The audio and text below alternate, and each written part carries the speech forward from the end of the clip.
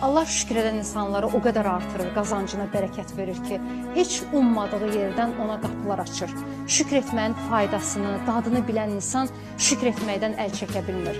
Və insan gün ərzində qeyri-ixtiyarı əlin göyə qalxır, Allah Taala'nın göndərdiyi hər balaca nemətə görə, ruzuya görə, sənə olunan xırda yaxşılığa görə belə deyirsən ki, sənə sonsuz şükürlər olsun.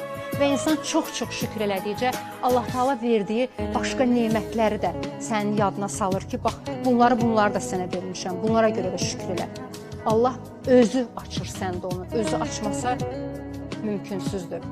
Allah Taala bax o ilahi icazəni hər kəsə nəsib eləsin, ilahi icazə mütləqdir.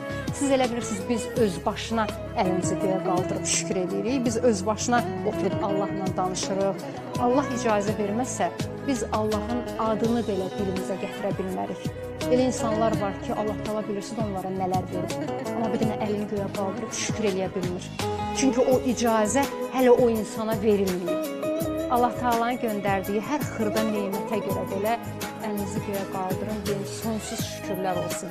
Mən efirdən çıxıram, evə gedəndə, həyətə girəndə inanırsınız ki, o həyətdəki heyvanlara görə ayrı şükür edirəm Allaha.